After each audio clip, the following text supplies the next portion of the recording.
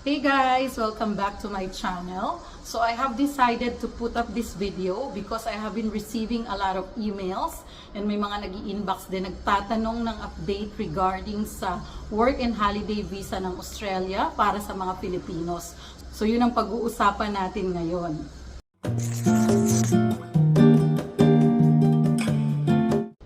Bago po ako mag-proceed, sagutin yung mga tanong nyo, yung mga usual na tinatanong nyo sa akin sa email at saka sa inbox.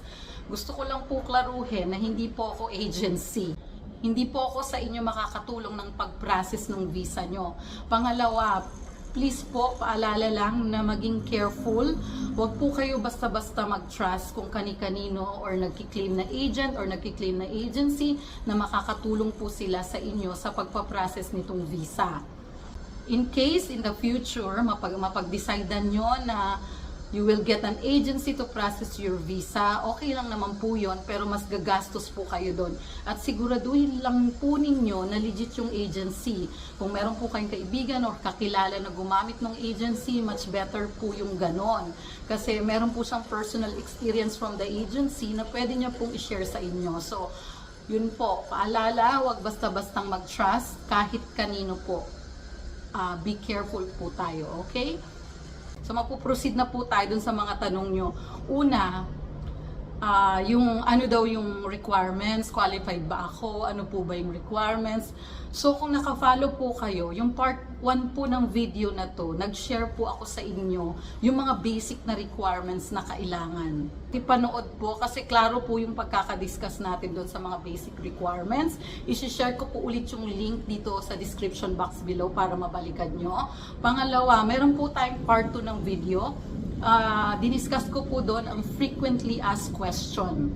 So, ayun po, isi-share ko na lang din po yung link dito sa description box below para pareho pong mapanood nyo, para hindi na po tayo paulit-ulit ng discuss doon sa subject na na-discuss na natin previously. And gusto ko lang pong klaruhin regarding sa educational background, hindi po pwede ang high school graduate or senior high school graduate or college level na first year, second year lang.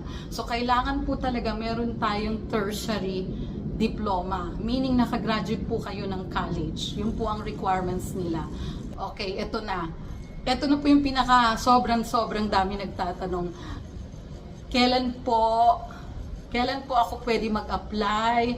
Nagsimula na po ba yung visa application? Kailan po yung commence date? Yan po yung pinakamahalaga sa lahat, no? Kasi paano nga naman tayo mag-a-apply kung hindi pa natin alam kung kailan?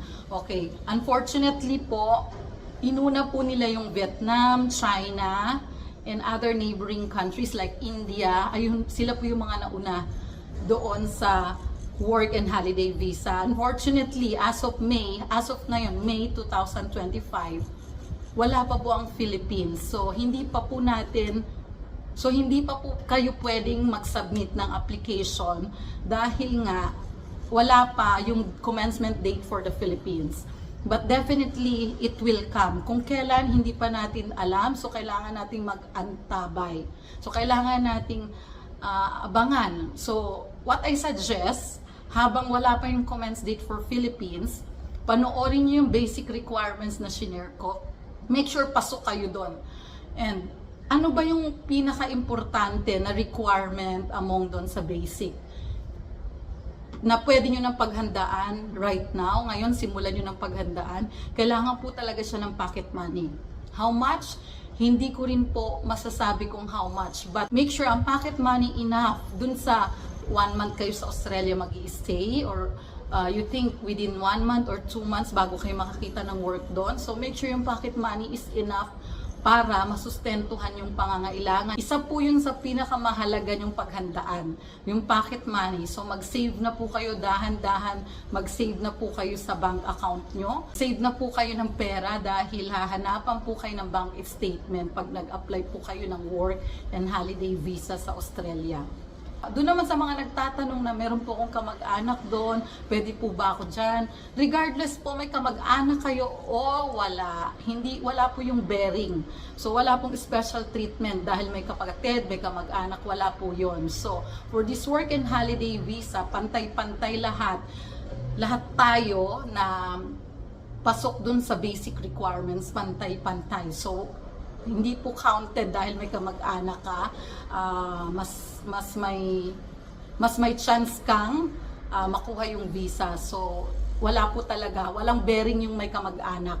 Po, hinihikayat ko po kayong panoorin po ulit yung vlog regarding sa basic requirements. Ilalagay ko yung link sa baba, sa description box, including yung frequently asked question. Ilalagay ko rin po sa description box. So, ayun na. For those na hindi pa nagpa-follow sa akin, make sure to follow dahil i-update ko kayo as soon as meron na tayong commence date. So, gaya ng sinabi ko, while wala pa ang Philippines, paghandaan nyo na po yung basic requirements. At isa po sa pinakamahalaga dun sa basic requirements is yung pocket money, yung pera. Dahil hihingan po tayo ng bank statement. So ayan, kung feeling nyo, pasok kayo dun sa basic requirements at wala pa kayong savings, as of now, may time pa kayo para mag-save at mag-isip ng paraan paano po kayo magkakaroon ng pocket money. So, follow po tayo and I'll keep you updated. Promise po yan. And I'll see you again next time.